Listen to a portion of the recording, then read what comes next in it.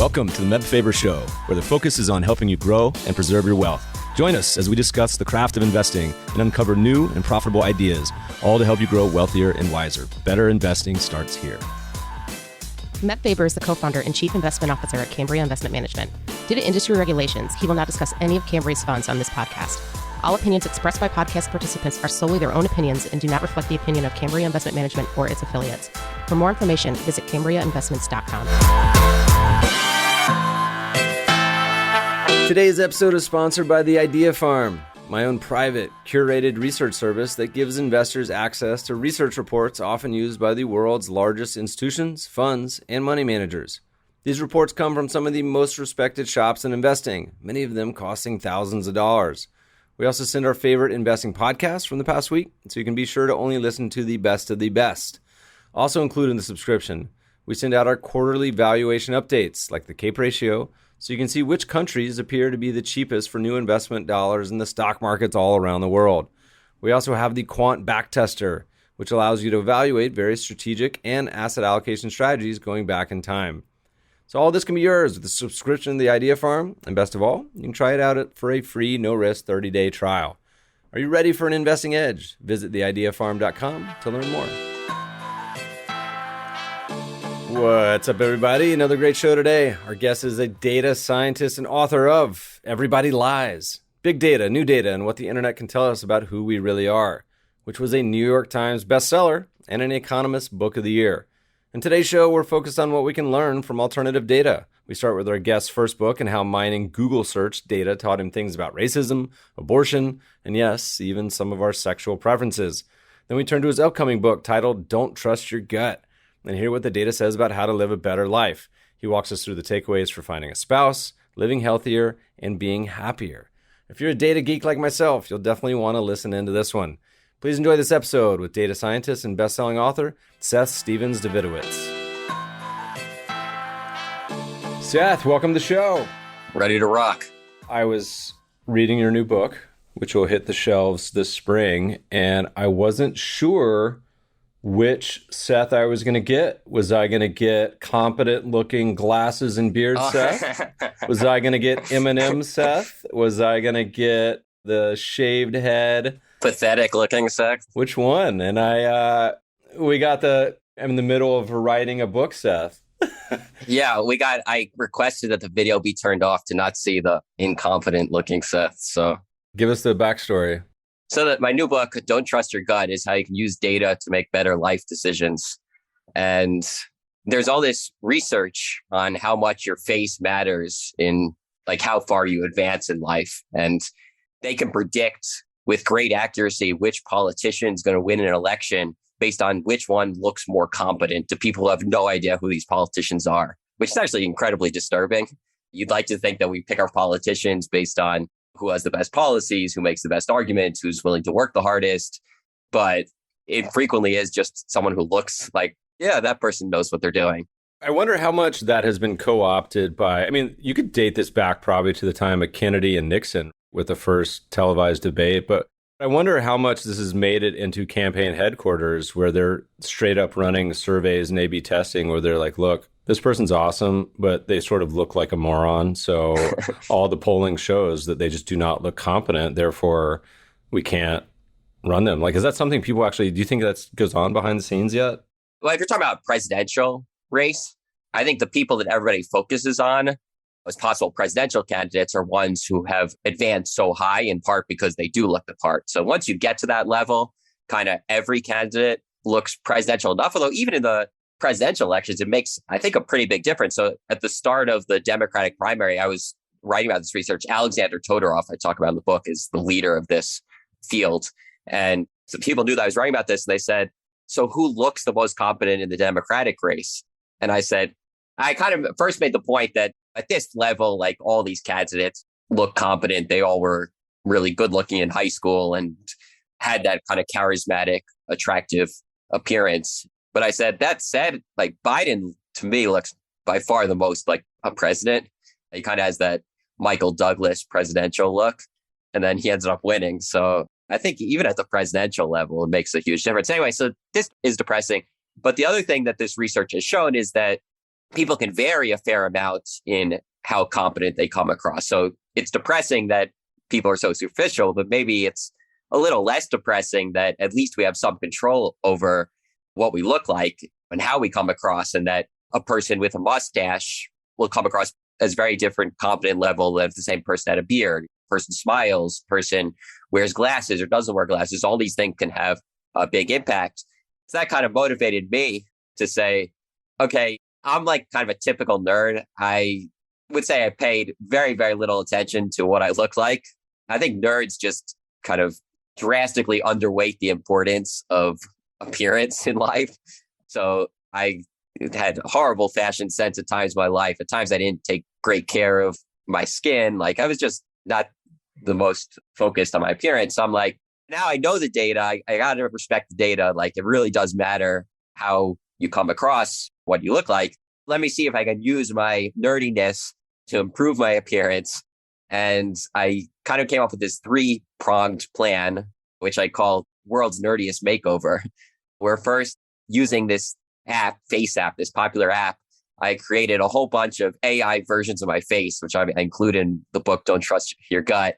It really is amazing. I don't know if you guys have played around with Face app or a similar app, but it really is amazing how differently you come across based on little things like whether you're wearing glasses, beard, no beard, smile, no smile, different hairstyles. Some of the things can even be extreme, pink hair, gray hair, blonde hair, no hair. So first I did this, and then I used this survey program that my friend Spencer Greenberg has built, Positly.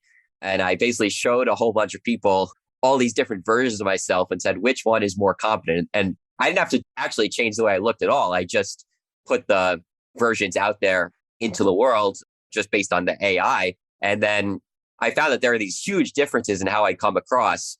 Then I did finally a multivariate regression analysis where I figured out what has the biggest impact in how I come across. And basically the two things by far were glasses and beard. I just look way more competent when I'm wearing glasses and when I have a beard. So right now I do not have glasses, which is why I asked not to have the video of this shown. Well, I mean, I asked my wife and she said she picked out the photo. She's like, he looks like a coder. He looks like he knows what he's doing with the right photo. With glasses and beard. Yeah. Well, it's funny. I mean, going back to my very first book I wrote in 2007, it's my first experience, was nervous. And the publishers sent over a couple book covers. And I was like, oh, no. These are horrific. We can't use these. And I am a self-admitted horrific, probably author client. And so I was like, I'm going to hold my own contest and get some covers designed. And so I was like, I'll do it on my own dime, and then we'll let the audience decide which is the best. And the publisher's like, okay, whatever. So I think we did it on 99 Designs, got like 4 covers designed, and then did a poll. And this is me fully expecting my preferred cover to win and be justified. And mine came in last. And theirs came in first. But being the quant that I am, I said, you know what? I'll stick with the data. And now, looking back on it, it's like 10 times better cover. I can't believe, I don't know what I was thinking, but I was open to the data. That's such a great story. And it gets to the point of my book that you do have to be willing to go where the data takes you. And these modern tools allow people to do things like you did with your cover, like I'm doing with my appearance, like other people do with all kinds of questions they might have. In this day and age, it's trivially easy to get lots of content using either one of these new tools with AI or one of these marketplaces. And it's trivially easy to survey a lot of people, either like a random sample of people using Positly, which my friend created, or Amazon Mechanical Turk or SurveyMonkey, or if you have a readership, then do a poll on Twitter or do something like that and get actual data. And you're frequently surprised by the data. And the data, again, often comes back not as you would expect and can lead to, I think, a lot better decisions. Was that the case? Because I know at one point you wanted to name your first book, How Big Is My Penis? Yeah. But then ended up naming it Everybody Lies, which, by the way, I'm not so sure which would have outsold the other. You obviously had a best-selling book anyway, and listeners, we'll talk a little bit about this, but Seth's book, Everybody Lies, is one of my favorite books of the past 5 years. Big data, new data, and what the internet can tell us about who we really are. It's awesome. We'll put it in the show note links. Tell us a little bit about that book. And I want to kind of thread the evolution from that time to the new one. But why wasn't it named How Big Is My Penis? And why might it have been named that? Yeah. So Everybody Lies is all about kind of this insights you can get in people's Google searches. So people are really, really honest on Google, and they ask questions that they might not ask anybody else. They confess things they might not tell to anybody else. They use it as kind of a confessional. And one of the things I found in that data, which is maybe not so surprising, is that men can show great insecurity about the size of their penises. So I think I estimate that men ask more questions about their penis than any other body part, more than their lungs, liver, ears, nose, throat, and brain combined. Men ask more questions how to make their penis bigger than how to tune a guitar, change a tire, make an omelet. But then one of the things I found in the data, which still blows me away, was one of the top questions men ask Google about their penis is, how big is my penis? Which is kind of a hilarious question to ask Google, because that's not really a question that Google can answer. That's something you have to find out using other methods offline, more traditional methods, I would say. And I love this question so much. And I think you can kind of sense in Everybody Lies. I really do engage with lots of big questions in social science about issues of moral philosophy, epistemology. But I think you also probably sense, and Mel, you could say if you disagree, that I have a bit of a 13-year-old boy's attitude towards life and get very excited by very silly things. I mean, it's profound and it's not surprising in a way. I mean, some of the topics that as you read this book, listeners, I mean, if you see my desk, there's like 20 pages I printed out and highlighted. And there's so many times where you shake your head and you say, that's weird. And you referenced it at one point as sort of like Google searches as a digital truth serum, where people feel unencumbered to express their very secret questions and beliefs. And in some cases, you mentioned not even questions. It's like a diary where it's not even a question you type in. It's more of like a statement. Actually, in Don't Trust Your Gut, I tried to move beyond Google search data because I'm just like, I feel like I mine that about as much as I could possibly mine it. I mean, once you find out that the top Google search that starts "my husband wants in India" wants me to breastfeed him. I mean, where else can you go? You've reached the end of the internet. Yeah. Like, I didn't want to just keep exploring that because I feel like I had found the low-hanging fruit. And in Don't Trust Your Gut, I have one more where, as you said, people type complete sentences into Google. And another thing they type into Google, which I hadn't realized in Everybody Lies, is they just report their actual penis size to Google. So they go, my penis is 4 inches, my penis is 5 inches, my penis is 6 inches. And if you actually look at these reported penis sizes to Google, which again, why the hell are you telling Google that? What are they going to do with this information? You see a quasi-normal distribution centered around 5 inches, which I found very interesting. That's so funny. Yeah. And so I wanted to call my book, How Big Is My Penis? Kind of what Google searches reveal about human nature. And my publisher didn't want that title, thinking that people might be too embarrassed to buy that. And I didn't do market research on it. Maybe I should have. I'm still with you that there's a part of me that thinks that that was the better title. Well, I mean, it's tough. It's like a slightly buttoned down topic you got the intro from Steven Pinker and some big heavy hitter reviewers. The actual topics is not, I mean, the statistical techniques and big data you're doing is pretty high level. So I get the publisher, I get their understanding. Before we move on to the new book, I mean, what were some of your favorite takeaways from Everyone Lies? What stood out from that book for you writing it where you're like, this particular area or topic really hit home or surprised me?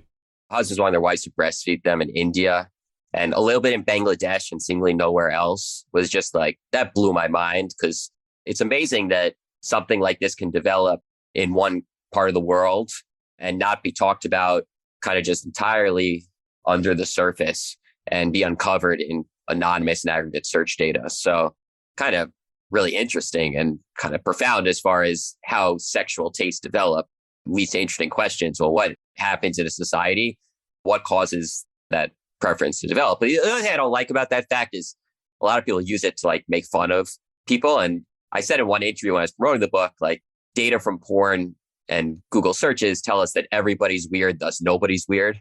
So like, I also have a whole section about Pornhub data and Everybody Lies. It's not like you can look through that data and say, well, that's the part of the world where people aren't weird sexually.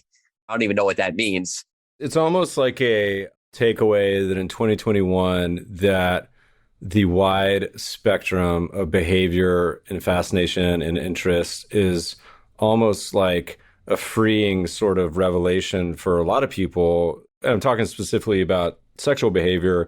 There's a former podcast guest, evolutionary biologist, who wrote a great book called Dr. Tatianas' Sex Advice to All Creation, but it was about species and their crazy sexual behaviors, which make anything you would come up with on Pornhub look just totally mundane by example. But once you come to that revelation, I feel like it should be freeing to a lot of people as opposed to the opposite, where it's an area that historically is a lot of shame and taboos and everything else. Before we spend the entire episode on Pornhub, the first book had some interesting but also darker connotations too, about how people behaved and some of their beliefs, that it could be dispiriting in some cases, but in almost every case, I feel like it's good to kind of shine the internet disinfectant light on things. Hopefully people can improve and be different. Talk to me a little bit about that. But also I'm curious, when you actually were in-house at Google for a little bit, did they give you access to any secret special data sets sort of ideas too? Or what was that experience like, other than the amazing food court? Not really, because I think they really want data to be public. So I think all the data in the book, I try to say, here's how you can find it externally using either Google Ads or Google Trends. It's a little complicated because Google sometimes changes how they present data. So like when I was doing the book, I mean, this is inside baseball, but Google Ads gave exact values for how often particular searches were made in different locations. And since that time, they've changed it to very round numbers that are kind of basically uninformative, which is a little annoying for people who want to reproduce some of the things that I had done. But yeah, the darker stuff. So the first study I actually did with Google data was on racism. And that was based on how frequently Americans make searches for the N-word.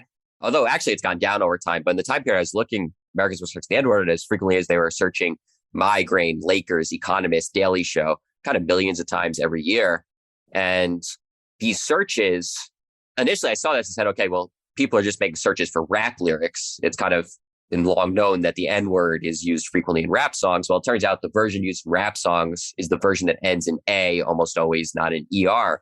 And the version ending in ER is usually included in Google searches looking for jokes, mocking and humiliating African Americans. And it turns out that the map, places that make more of these racist searches, treat Black people worse on many dimensions. So I did a study showing that Barack Obama, the first African-American president, did far worse than previous white Democratic candidates in parts of the country that made unusually high numbers of racist searches on Google. And I think it's very clear that Obama lost far more votes from explicit racial animus in the United States than would have been picked up by other survey methods. And places that make more racist search, African Americans have worse health outcomes. They're paid less well, many, many negative outcomes. So that was kind of how I started this research.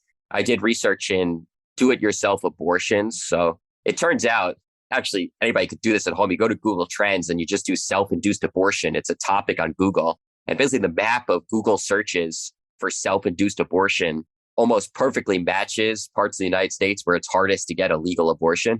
Like just a incredibly strong relationship.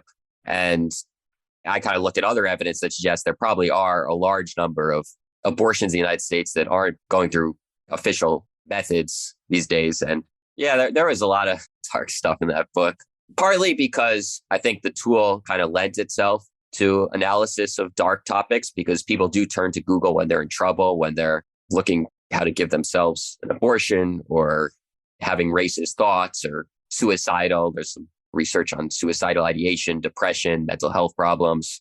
And these topics are hard to research with other methods. Also, if I'm going to be completely honest, I don't think it's a total coincidence that I was kind of drawn to darker topics, because I kind of am a little bit one of those people who always wants to look where other people aren't looking, the places you're not necessarily supposed to go. And I remember I started this as New York Times columns, and my editor is an amazing guy. One of the early columns was like, you might want to put a disclaimer that how unpleasant a task this was for you, Seth, so people don't think you're creepy. And I think by like my 6th article on one of these unpleasant tasks, I don't know if anybody was really believing that it was so unpleasant for me. You're like, this isn't unpleasant at all. I love this. I'm unpleasantly looking again at racism. Now I'm unpleasantly looking into abortion or suicide or this or that. Some people just have that personality where they kind of like to look where you're not maybe supposed to go. And I definitely maybe have that personality.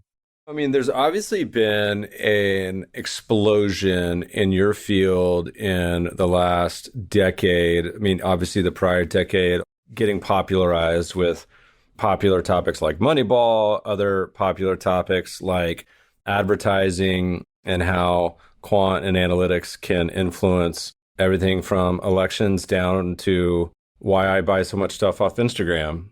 And so some of the insights that I think are particularly profound, and this is where we spend a lot of time, we'll get to the finance and investing stuff.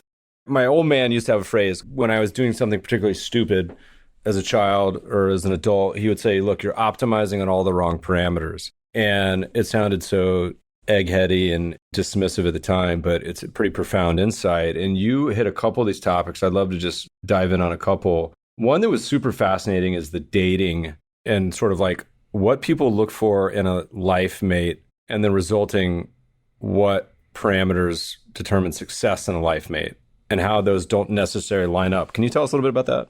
Yeah. Okay. So now we switch to Don't Trust Your Gut, which is a book about how you can use data to make better life decisions. And there's this explosion of data out there, as you said, on just all kinds of major areas of life. And there's this recent research project led by Samantha Joel, but has 49 authors, where they create history's largest data set of romantic couples. And they measured everything you could think to measure about them, their demographics, their values, their sexual tastes, their interests and hobbies, their attractiveness according to other people, just about everything. And then they measure kind of how happy people report being romantically. And so you can kind of say, okay, what predicts romantic happiness? At the same time, you've had these other studies, this revolution or understanding of what people look for in mates, thanks to online dating sites, that now a huge percent of our dating lives have moved online. It's become trivially easy to kind of record what makes people click on and message other people in dating.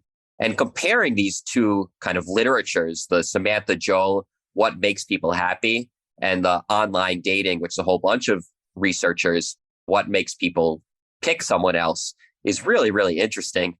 And the main point I took from it, my interpretation, is that it's incredibly easy to predict who you're going to want to date, who you're going to be attracted to, who you're going to message, who you're going to go on dates with. It's incredibly hard to predict who's going to make you happy. So kind of a punchier way to say it, it's trivially easy to predict who you're going to click on. It's incredibly difficult to predict who you're going to click with.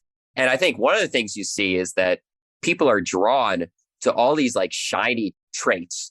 If you step back, you have to know it's silly. There's actually a paper that studied data from Hinge, huge online dating site, and they found that people are, I think, 17% more likely to match with someone if they share their initials. So weird. Yeah, just like, come on, people. We've done a few behavioral podcasts. One was recently with Richard Thaler, but we talked about, I mean, one of my favorite examples, and it's so stupid, would ask people, they would say, write down the last 4 digits of your social security number, or last 3, I think it was, and then estimate the year that Attila the Hun died. And long-term students recall, historians, that the people with low social security numbers wrote low years that Attila the Hun died, and on average, and the people with high ones reported. It's like it's the most nonsensical outcome, right? But as the way our primate brains are wired, for whatever reason, it can be hijacked, or just it's a certain circuitry that puts you in this weird place, like you just described. Yeah, so like that, you got kind of say is just pure silliness. Like if you told most people you're like showing this bias towards people with your initials, they'd kind of step back and say, oh, that's silly. I should give people who don't share my initials more of a chance, or not go on so many dates, extra dates with people who share my initials, because there's very little chance that that's going to lead to long-term relationship happiness. So, okay, that's like pure silliness. But then we're also very drawn to shiny traits that may or may not lead to happiness. I think it would be an open question before you poured through the research of Joel and other researchers. So not surprisingly, people are incredibly drawn to physical attractiveness.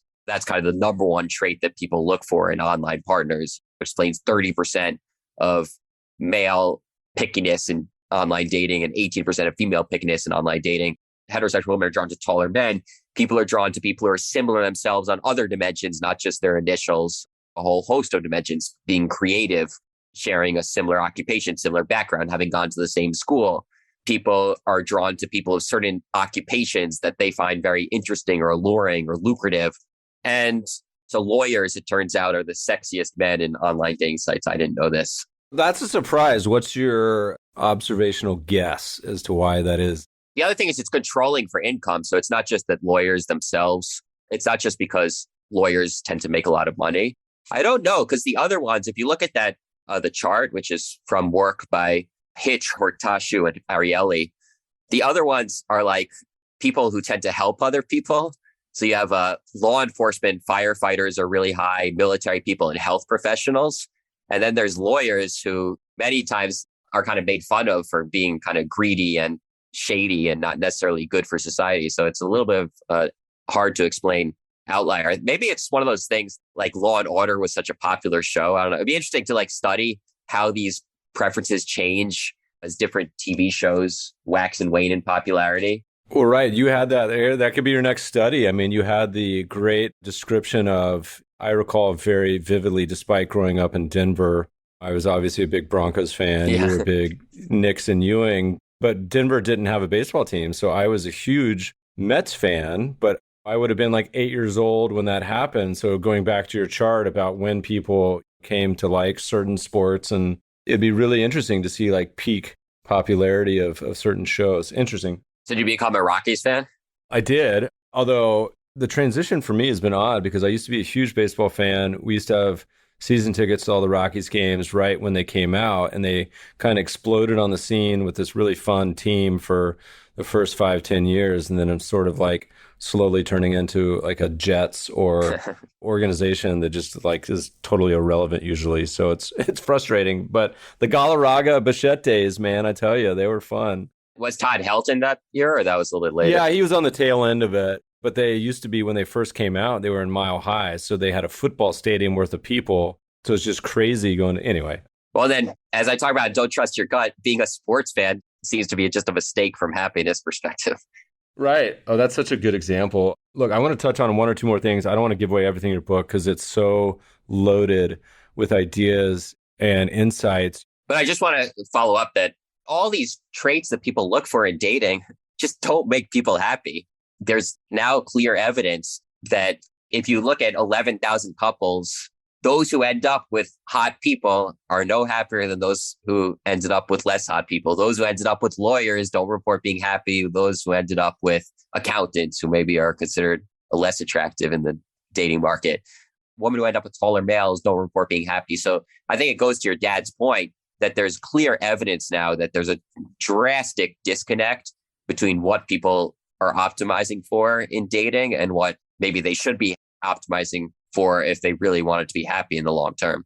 I liked your insight where you're like, you should go where the slightly not out of favor, maybe that's the wrong description, but look for the undervalued, participants that are probably not getting as many shots on goal.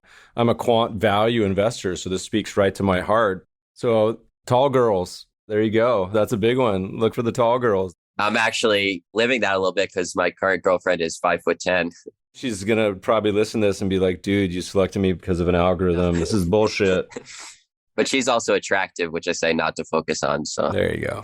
Yeah. Well, you know what's funny? Because I think we're in this golden age of insights, and the challenge so much, and the other area you talk about that we've talked a lot about on this podcast before in various formats is this concept of happiness and kind of what people spend their time doing. There's an old phrase called, like, people always complain about not having time. And the phrase is something along the lines of, show me your checkbook and show me your calendar. I'll show you what you really care about. And so where people spend time and what they do doesn't really line up with what actually equates to happiness. Is that a reasonable description of some of your work? And love to hear some more about it. Yeah, for sure. Well, this isn't my research. This is, again, other people's research that I'm writing about. But definitely there's just all this work now, thanks to smartphones, kind of this new digital era, where they're pinging people at different times of the day and saying, what are you doing and how happy you are. And we're kind of seeing, okay, well, what actually makes people happy? And my interpretation of all this research is basically the things that make people happy aren't that complicated. So there are studies that being in nature really makes people happy. Being near water really makes people happy. That was actually a little surprising to me. Being with friends, so important. Like people are really, really happy when they're having sex. Like, okay, no surprise there. Gardening. Yeah. And then people are really miserable when they're working.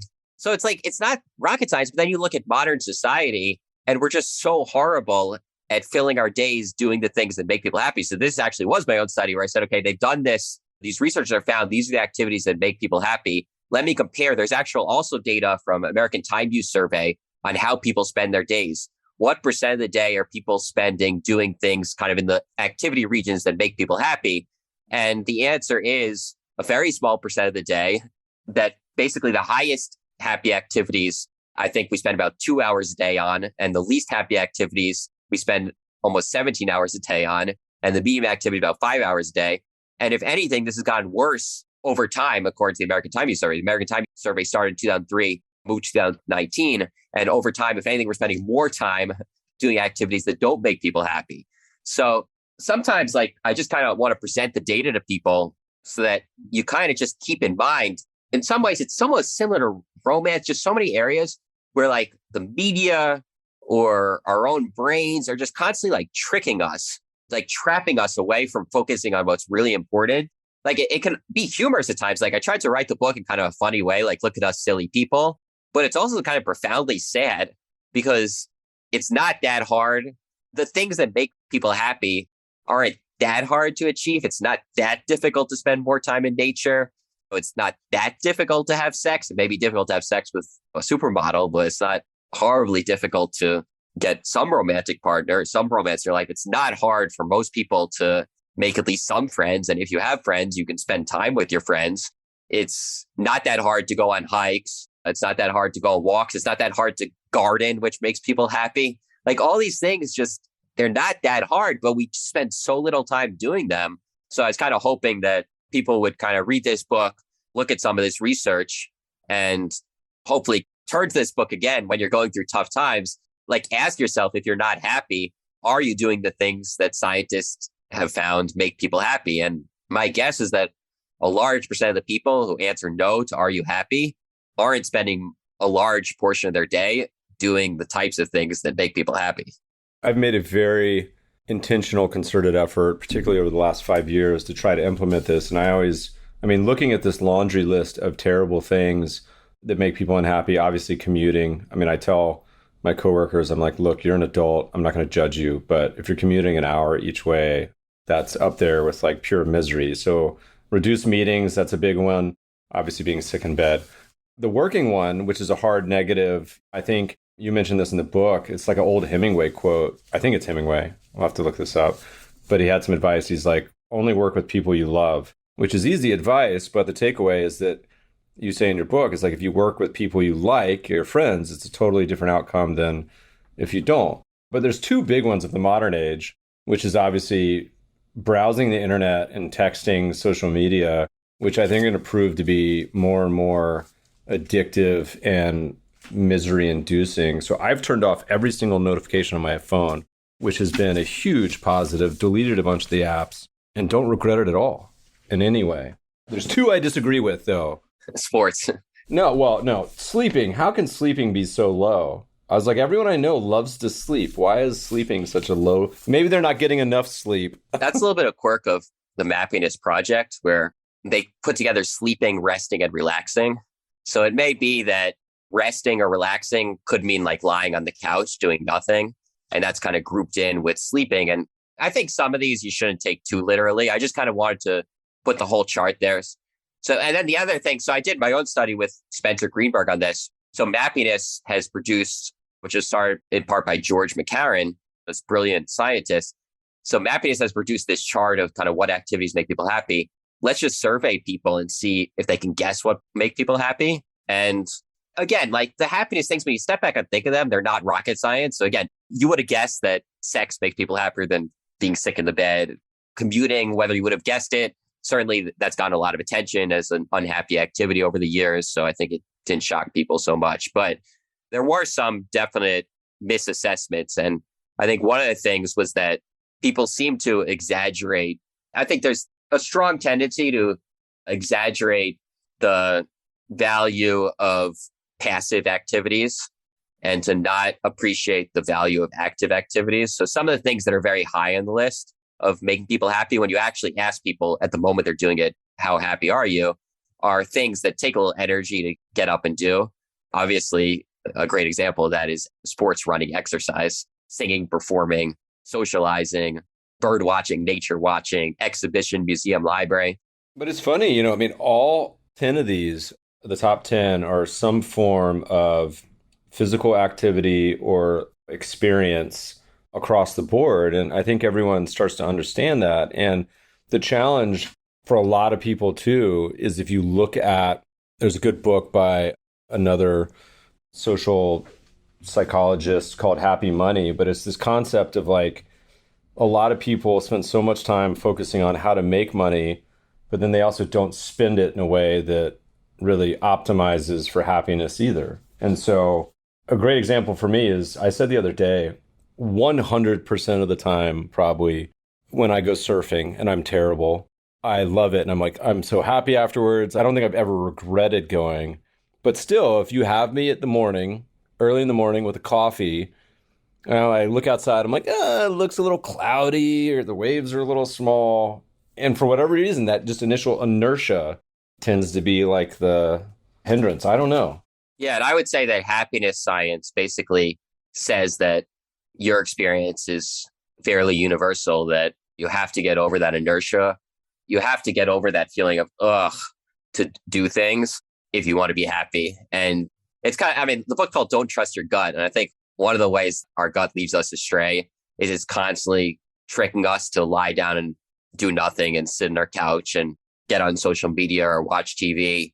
And it's not going to make you happy. You're being tricked just about every time by that instinct. Yeah, part of it is the solution. And one reason why I'm a quant in our world is you got to institute the guardrails and sort of rules that push you or nudge you in the right direction, as others describe, I think, and to kind of hack things in the right way. I mean, it's going to be fun to see in the coming years, people sort of build out some of these systems to push people in the right direction. Obviously, you can see it being used for nefarious purposes too, everywhere, right? And one of the surprises in the book for me was talking about, if you look back to the old, like, when friends influence people, and then on your description of what works for salespeople. Do you recall that? Can you tell the listeners what that was?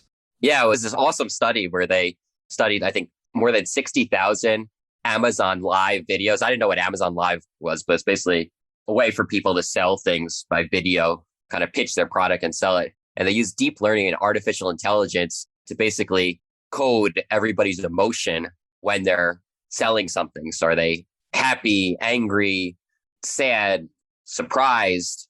And then they did a regression analysis. And they had data on how much they actually sold. And they found that the emotion the person shows is highly predictive of how much they sell, but maybe not in the way you might have guessed.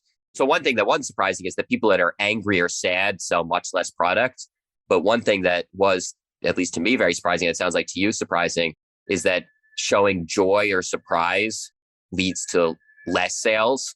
That basically the best way to sell a product is to be more neutral, to show a poker face, that if you're kind of really excited about what you're selling, maybe this interpretation, people don't trust you. And these effects are large, that kind of not smiling when you're selling something can be twice as important as offering free shipping in improving your sales. It's crazy. Well, I wonder if you think about it, I love like brainstorming, like in retrospect, the effects. I wonder if there's an element that if someone is smiling, it's almost like an air of insincerity, where either they know they're selling you something or they're just like too happy to be doing it. I don't know. That's kind of was my interpretation. You could imagine it can be a little shady, like the slimy car salesperson that's too excited, too joyous, too happy. But I think a lot of these studies, ways I kind of use them is, I don't read this study and say, I'm never going to smile again when I'm trying to sell something. I just try to use Bayes' rule, which is you're kind of always adjusting your view of the world based on new information. So before I saw this study, I may have said that I'm going to smile 95% of the time when I'm selling something. That's the best way to sell something. And now after reading this study, I'm not 100% convinced that I should never smile. I think a lot of people have told me through the years that they like when I smile, that I seem very engaged and excited by the material. But I was surprised enough by the result that I'm going to just adjust smiling down a little bit and keep in mind you do risk turning people off. Actually, when I did the study on what makes me look best, I also found that smiling didn't improve how confident I looked at all, which surprised me because I assumed that if you smile, people will like you more. Maybe that's a myth. I could go on and on. I don't want to spoil the book. Listeners, you got to buy Everybody Lies, aka How Big Is Your Penis? And the new book, Don't Trust Your Gut, which is like preaching to my choir. We spend a lot of time talking about that in the financial world. We didn't even get into some of my favorite financial parts of your book. The one section about rich people own, the age of entrepreneurs. Listeners, you're going to have to buy the book to figure it out. So go pre-order it on Amazon. Seth, we're going to wind down. We normally ask people what their most memorable investment is, but I want to ask you, as a big sports fan, what was your most memorable sports memory growing up? And, well, to the present as an adult as well. Is there anything that sticks out? Game 2 of the wild card series between the Yankees and the Mariners. I say in Everybody Lies, I'm a huge Mets fan and not a Yankees fan. That's a little misleading in that I root for all the New York sports teams. I'm definitely much more of a Mets fan. And the Mets were so bad for so long. My dad actually was initially a Mets fan, and one day he switched to the Yankees, and he's just like, son, life's too short to root for a shitty team. I love that story. Yeah. So it was basically this Game 2, Yankees, Mariners, 1995. I think it went 15 innings, and it ended with a 2-run home run by Jimmy Leyritz. And I was at the game with my dad, left field bleachers, worst seats in the house. We stayed the entire game. My dad let me stay, even though I had school in the morning. I think it ended well past midnight. It was raining at the end of the game. It was one of those games where every time the Yankees got up at bat, the entire bleachers would stand for the entire inning. It was like totally insane. And it ended, Jimmy Leyritz hits this 2-run home run, and people are just going insane, throwing popcorn, throwing beer, hugging each other, high-fiving each other. Then we're singing Frank Sinatra's New York, New York. I actually wrote my college essay about that game because it had such an impression on me. It's the first playoff game I'd ever been to. It was one of those experiences. Again, I'm more a Mets fan, and some people think it's sacrilegious to root for the Yankees as well. But I was talking about this with my girlfriend recently. Like, there are some experiences in childhood where you just experience an event or a place, and you're just like, I did not even imagine that something that amazing existed. Like, I didn't know something like a playoff game in person was a possibility in life. I guess at that point, 16, 17 years old, you kind of have your map of the world, and kind of on the right tail of like best things in life are like a great TV show or a great movie or a great song or a great time with your friends or whatever. And at that point, there was definitely no sex in the picture for me. And for many years later, there wasn't any sex in the picture for me either. It took me many years to discover that part of life. But then like you have, okay, that's like the pinnacle of life. And then you're just like, oh my God, a 15-inning playoff game where you're like standing almost the entire game and hugging people and throwing beer and popcorn and screaming and singing. It's just like, wow, like that's just amazing. And since then, I've been to events like that. And it's just such a big part of my life. Just someone like me, maybe you as well. Like just the energy of one of these events is just like unmatched and just so amazing. Yeah. I mean, we went to a Dodgers game a few years ago where it was like, I think 18 or 19 innings. They like shut off all concessions, reopened them because it was lasting so long. And I was hoping it would go 21 so we could have 3 7th inning stretches, because they did one on the 14th inning too. But what's funny about sports, I had a long childhood of disappointment followed by eventual redemption as a Broncos fan. So I'm cheering for you on the Knicks side that they can right the ship eventually back to their glory days. We'll see. I remember actually, I'm a big Jets fan. So I remember a Broncos-Jets conference championship game where one of the rare years the Jets were good, but you guys had us that game. They brought it up in the broadcast last weekend. So, oh yeah. And you guys also killed us this weekend. Well, we've had a fallow period as well for a while. Post Peyton. Seth, I could talk to you all day. Where do people go in the meantime, besides buying your books? Do you do any sort of publishing, writing? You got a blog, anything? Where can people find you? Probably on Twitter is the best, so I don't use it as much as people want me to use it. But it's Seths_D on Twitter is probably the best place to find me. Awesome, man. Listeners, check out the books. We'll have to have you back on as the world reopens. Seth, thanks so much for joining us today. Thanks so much. It was a lot of fun. Podcast listeners will post show notes to today's conversation at mebfaber.com/podcast. If you love the show, if you hate it, shoot us feedback at themebfabershow.com. We love to read the reviews. Please review us on iTunes and subscribe to the show anywhere good podcasts are found. Thanks for listening, friends, and good investing.